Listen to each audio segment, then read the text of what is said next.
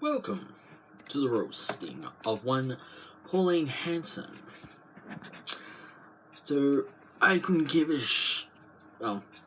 to these about Miss Pauline Hanson's followers, because she's actually weaponizing them like H3 Productions did. So, I've done a little bit of digging into the background of what Miss Pauline Hanson has done.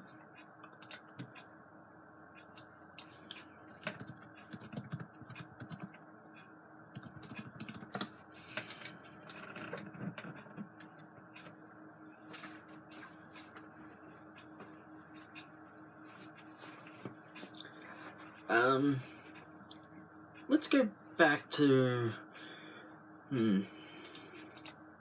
let's see, is it 1990s when she was actually popular, and there was a song called I Don't Like It.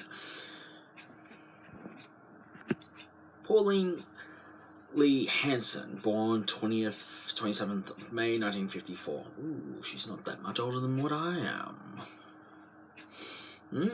Maybe I should step into the ring of politics.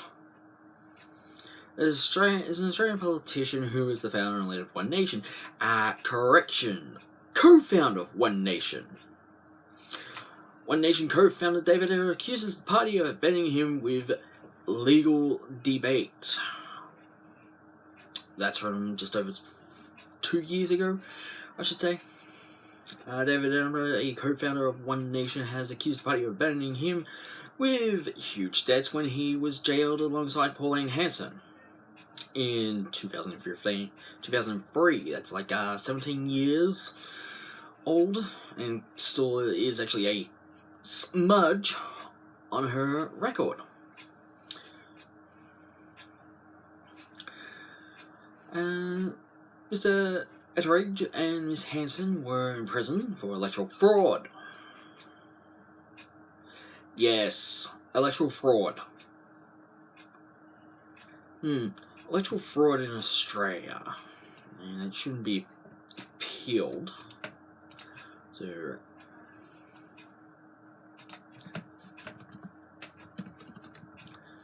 I know the Liberal National Party has been doing that with their very rich friends, paying them tax cuts, money. Oh, look at all the money coming down. I don't care. Voting is compulsory in Australia. Voting fraud is not allowed. Means illegal activity committed by any person who intends to cause an electoral result that may or may not be consistent with the will of the majority of electors.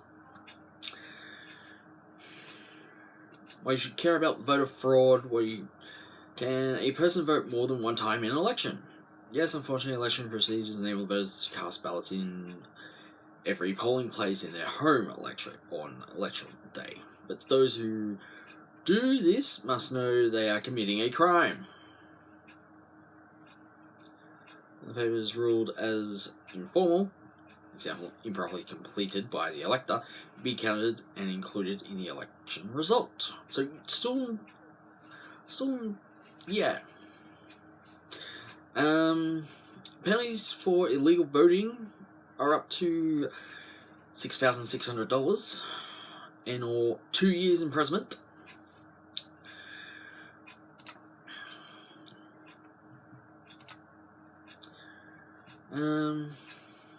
Entry into politics. Here we go.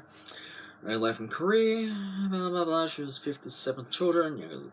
Youngest daughter, John Alfred Jack Scooby, and Hannah Ellis Mary Noah Scooby. First received schooling. Yeah, don't need to know that. Don't need to know that. Worked at Woolworths before working in the office administration of Taylor Ellis Limited. A Secretary of Drug Houses of Australia, now Bigford's Australia, where she handled clerical bookkeeping and social work. That's 3 jobs compared to my picking, packing, labouring, warehousing twice, retail, car wash, truck washing, machine operating, cabinet making, and I do machine operating twice, I might add. Let's see. working at a Video Easy store on a Saturday, which was my half a day. I donated half a day to Video Easy. Ooh, look, there's trolley collecting. Yeah, I've had more jobs than what Pauline Hanson has. She's only had four, including politics.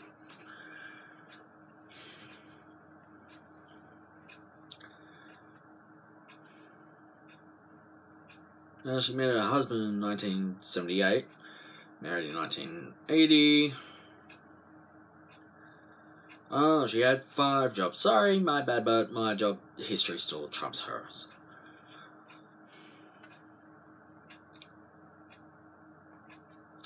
A couple of force and the company was yeah, company was liquidated. Moved back to Ipswich and worked as a barmaid. And that's what, 6. Then brought a fish and chip shop in 7. Then business partner. They established a holding company. Roasting Pauline Hanson Limited began operations from their recently opened fish and chip shop in southern Ipswich. Hanson and Marsden, both shared the administrative responsibility of the company, but Hanson took on additional practical responsibilities, including buying supplies and produce for the shop. Yeah, that's only, what, 6 or 7 jobs, compared to my, 15 plus, I think.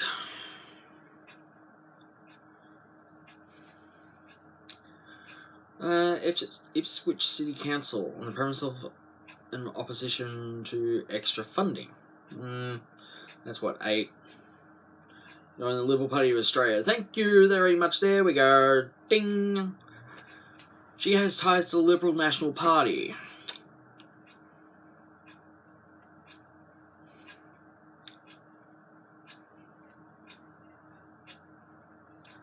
Oh.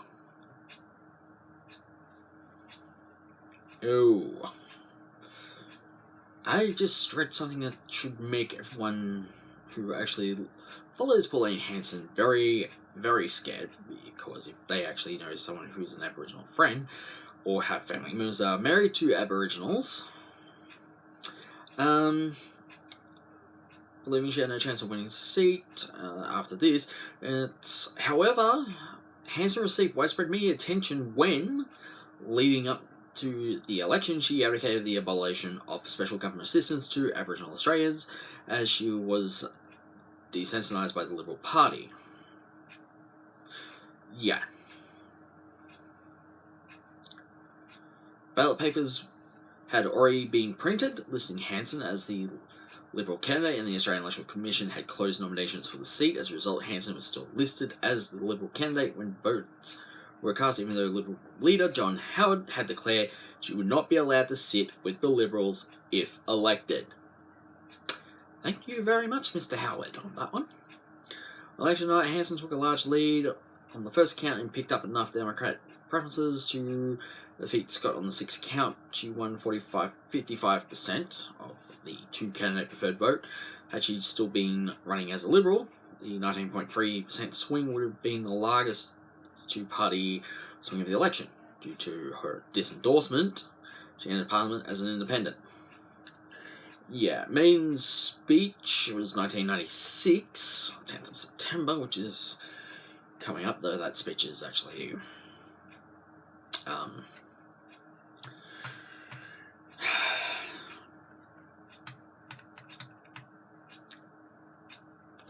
yeah, I can call her a racist because the issue led to her comments that Aboriginals receive more benefits than non-Aboriginals. As an answer that Australia was in danger of being swamped by Asians. Australia is a diverse country / island. Ooh, there's a bit of scientific knowledge right there. Yes, Australia is actually a continent / country. Meaning that we are continent / island, I should say, meaning that we are a country, yet we are an island because Australia is moving at, 1,000 metres per year? And no one actually knows that, unless you actually count the fact that if you go back through every map from satellite imaging, you would actually find out that it is actually true.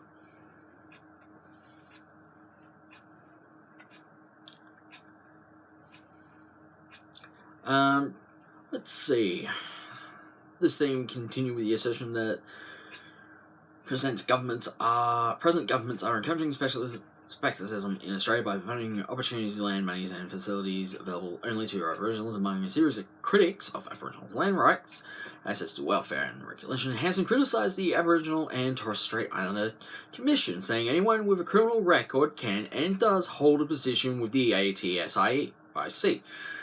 There then followed a short series of statements of family breakdown, youth unemployment, international debt, the Family Law Act, child support, and the privatisation of Qantas and other national enterprises. The speech also included an attack on immigration and multiculturalism. Yeah. To that. A call for the return of high tariff protectionism, and criticism of economic. I think I need a drink here. Hello, water, my dear friend. It's good to have you back after that spell of decamination.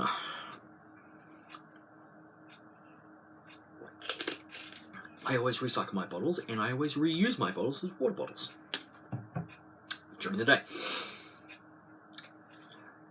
Criticism of economic rationalism. Her speech was delivered uninterrupted by a fellow parliamentary, and it was courtesy given to MPs delivering their maiden speeches. Yet, she did actually receive a number of criticism for her speech. Pauline Hanson, David Andrew, who I did actually talk about before, formed the Pauline Hanson's One Nation political party in 1997.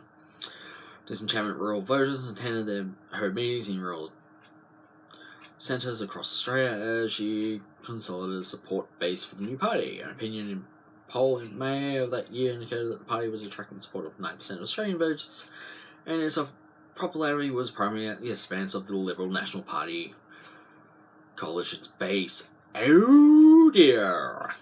See, there's the Liberal Party, National Party coalition's base coming back up again, which if you actually watched my last video on it, which I'll link down below and at the end of the video, you will actually find out the Liberal National Party actually has been giving money to their very rich friends, along with a nice generous tax cut as well.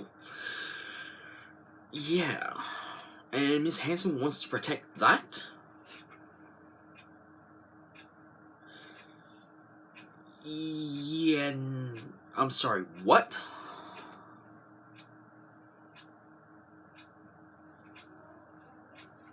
What is that on about, Miss Hanson? Let's see. Hanson's presence in the suburb of Dandenong, Victoria, to launch her party was met with demonstrations on the 7th of July 1997, I should say. The 1970s were a good year for, what was it, Beatles and Elvis, I think? Reggae and such. I'm not entirely sure, though I will be researching that up completely.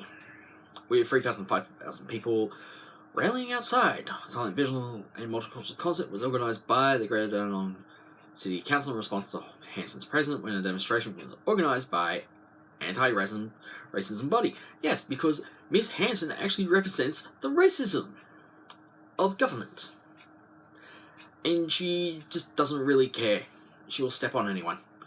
Her attendees were Asian origin, were an open platform, attached leaders of the Vietnamese, Chinese, East Timorese, and Sri Lankan communities, representatives from churches, local community groups, lesbian, gay, and socialist organisations also attended and addressed the crowd. In its late 1990s incarnation, One Nation called for zero net immigration to end to multiculturalism and a revival of Australian Anglo-Celtic cultural tradition, which it says has been diminished.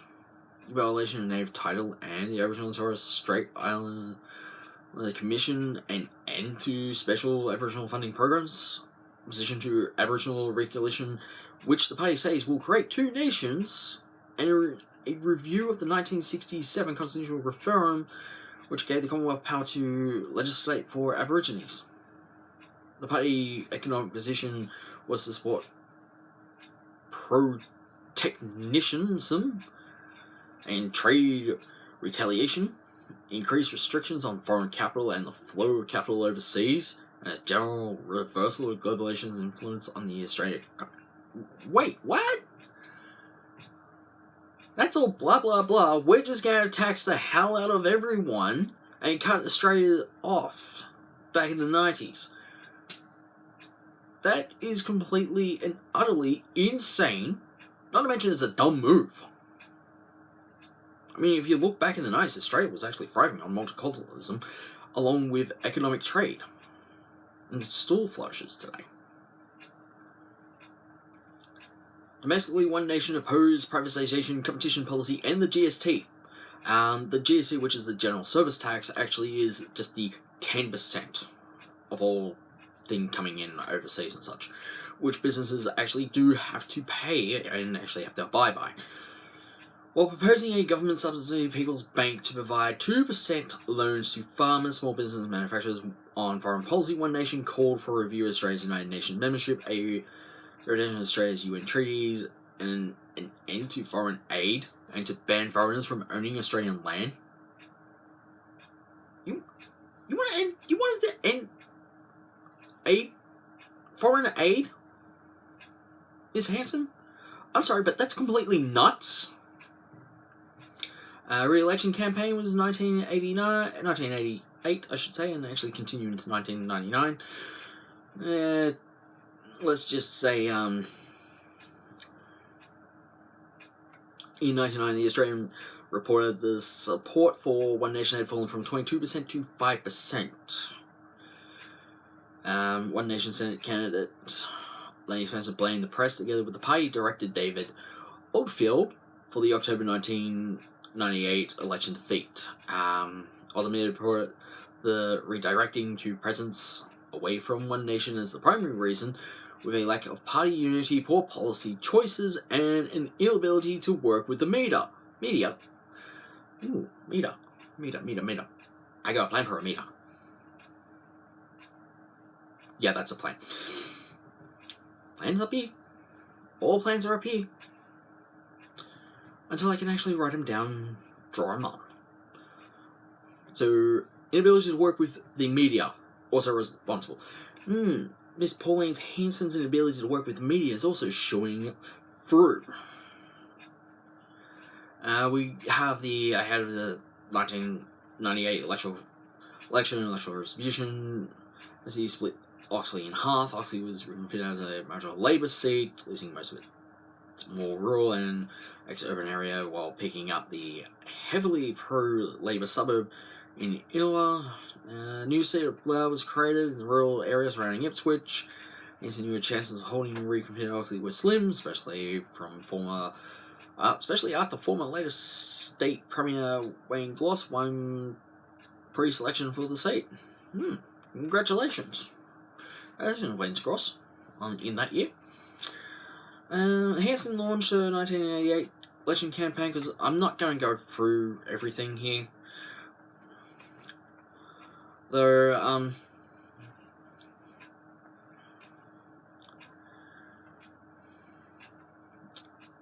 we do actually have, campaign focus on jobs rather than focus on race and ethnicity or the people against the elites. Instead, Hanson focused on unemployment and the need to create more jobs, not through government schemes, but by cheap loans to business.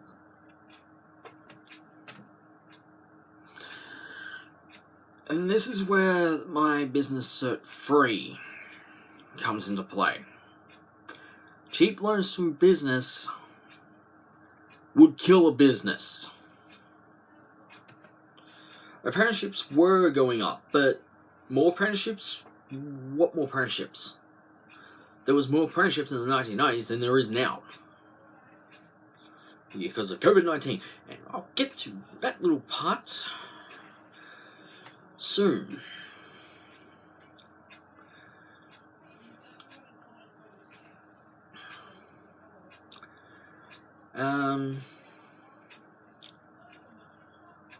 I'm going to skip the 36% one with the primary vote, because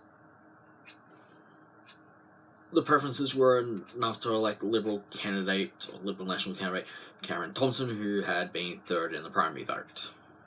Yeah, see, I'm just going to leave that out. Because she also took Clark on national preference and defeated Hanson on Labour preference. Yeah, because, let's see, back in late 1990s, everyone was starting to get sick of Pauline Hanson.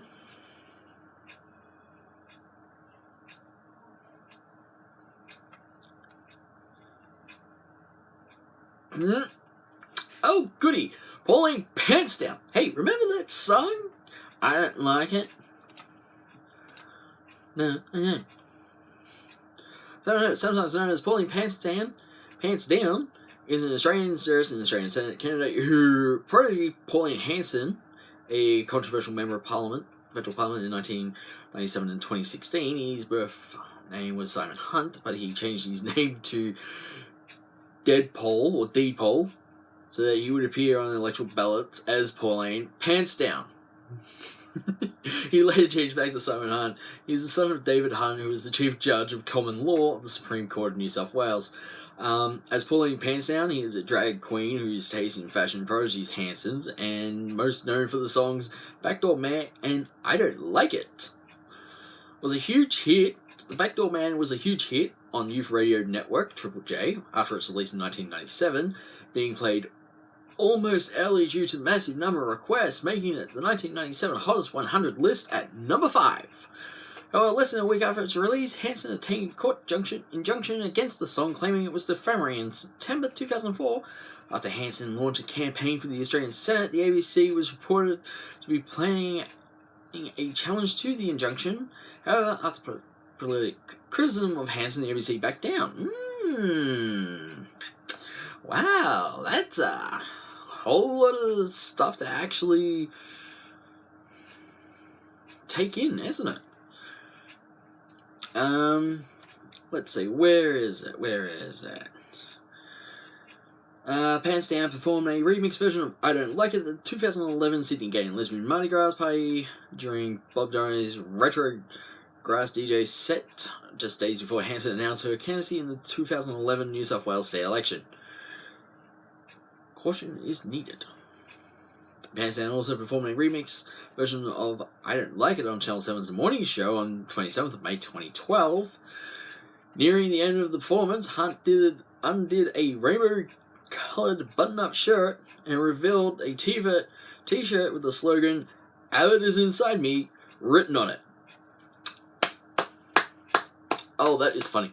That is completely funny. And I love it.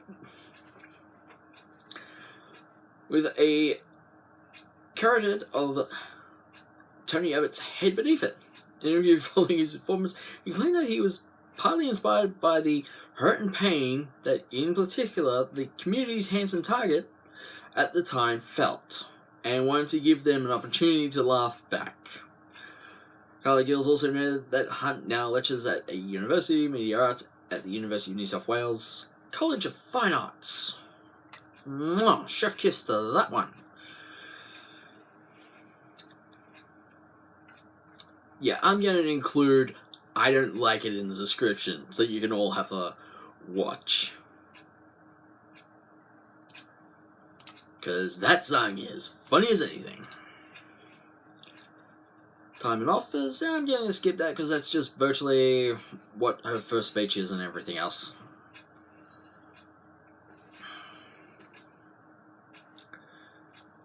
She did speak on a wide range of social and economic issues, including the need for a fair child support scheme and concern for the emergence of the working class poor. Working class poor were those on New Start allowance. Ms. Hanson? That's working class poor. Oh yes, we'll take the job. It pays piss or money.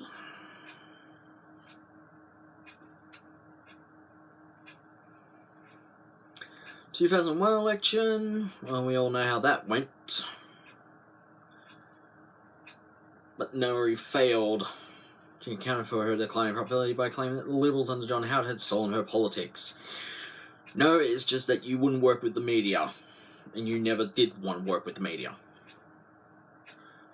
Ooh, the Rettingale scandal. March 2011, Hanson ran as an independent candidate for New South Wales Legislative Council, but was not elected, receiving 2.41% of the primary statewide vote, but losing on preference. Following the election, Hanson alleged that dodgy staff employed by the New South Wales Electoral Commission put 1,200 votes for her in a pile of blank ballots, and she claimed that she had forwarded New South Wales Electoral internal email as evidence of this. Hanson then commenced legal proceedings to challenge the outcome of the election.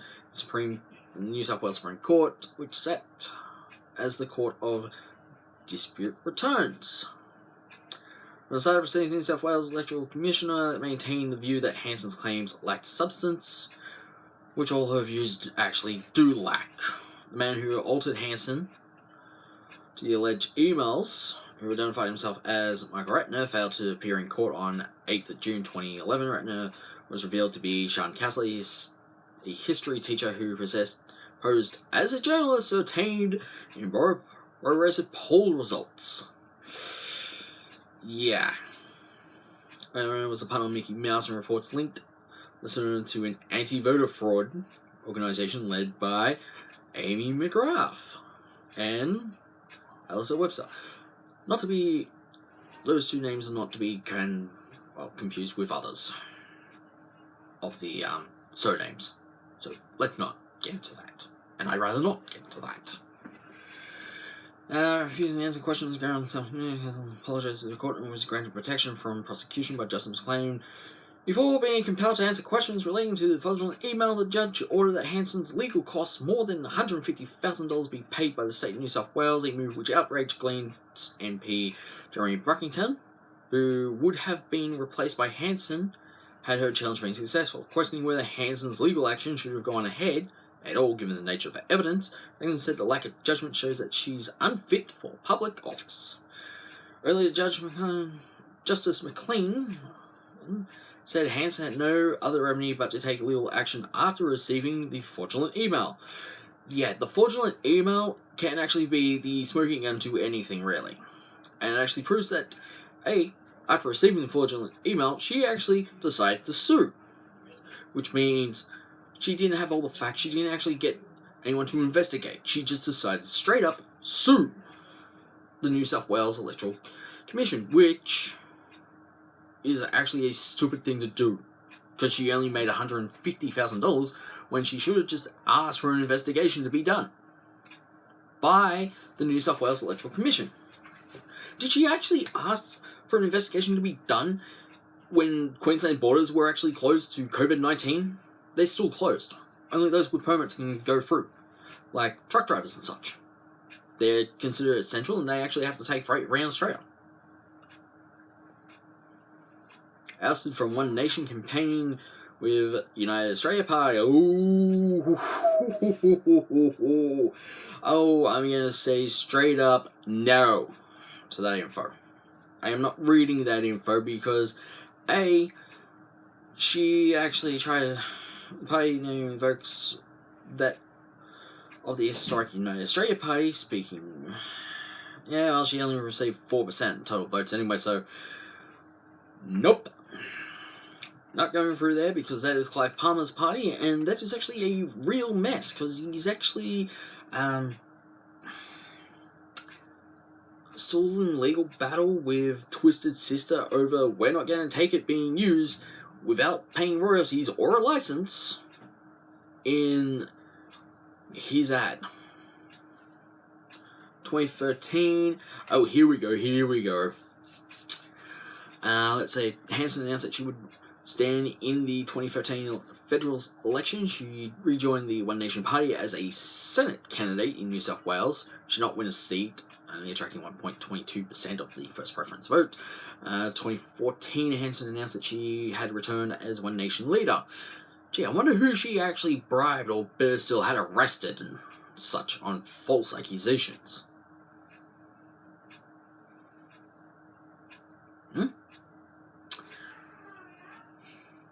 Considering that she would contest the seat of Lockyer in 2015's Queensland state election, One Nation held the Queensland seat of Lockyer from 1998 to 2004. On February 25th, Hanson took the lead in early vote counts for the seat, before losing by a narrow margin. Yeah. She also announced in 2015 that she would contest the Senate for Queensland at the 2016 federal election, and also announced the endorsement of several other candidates throughout Australia. She campaigned on a tour she called Fed Up in 2015 at a Reclaim Australia rally. Yeah, Reclaim Australia is a far-right Australian nationalist protest group which is associated with national and neo-Nazi hate groups.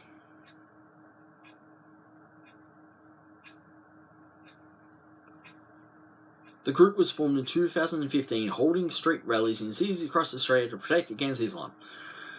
Can I just say how stupid doing that? By actually having a hate group as your background. Hey, remember when she actually went and got an ancestry test done and she actually came back to being part from Islam and such, or whatever it was called? Remember that? I think that was forged. Forged or fraudulent. Because it actually doesn't trace your background. I mean, I can trace my background just by asking my grandma, my dad's side of the family. I can ask my mum's mum for her side of the family's background, and I can just go from there. I can go through names and everything else. Now, I can even ask my aunts and uncles.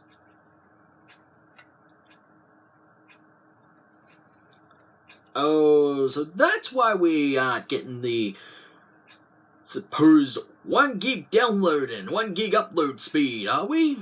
Ms. Hanson has secured a spot in the National Broadband Network Parliamentary Committee. Ooh.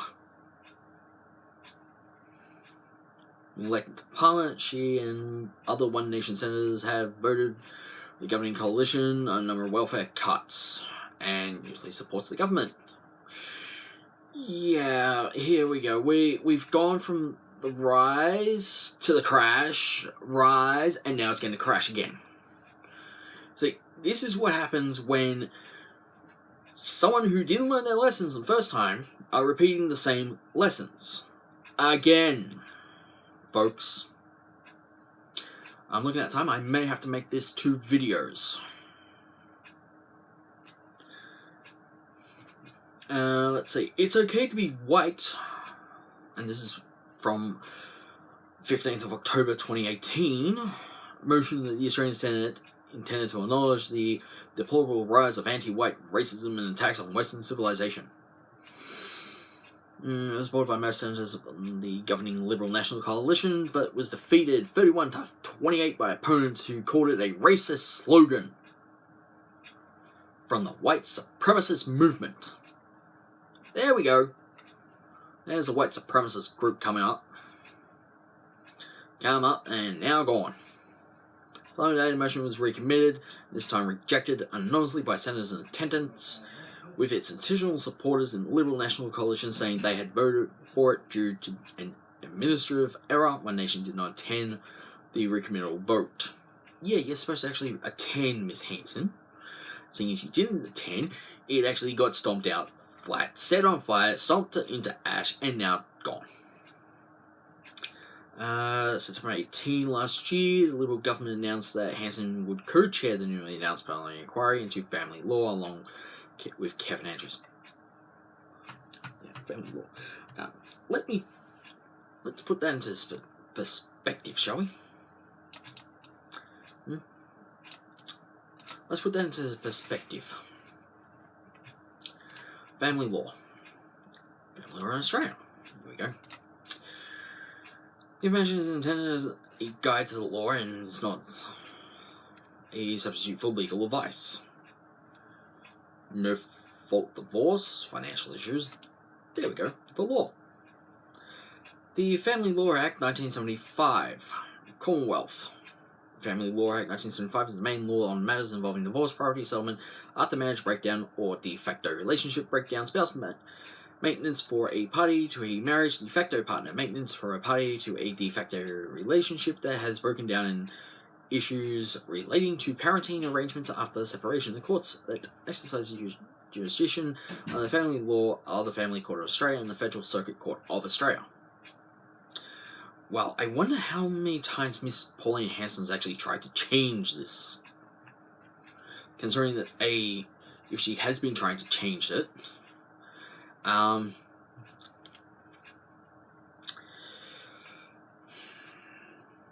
let's just say that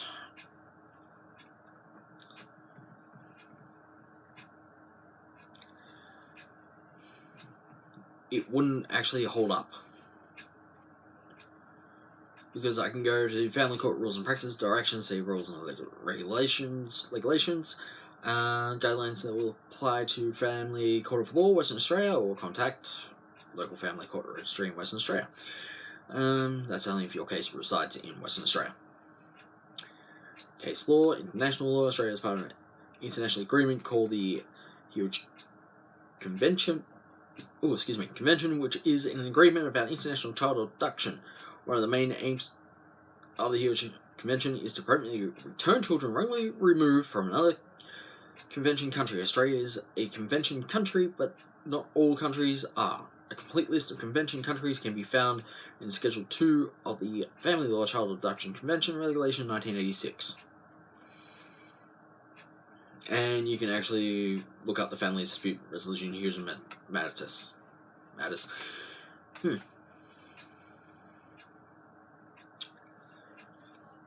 I don't think Miss Hanson actually deserves that seat.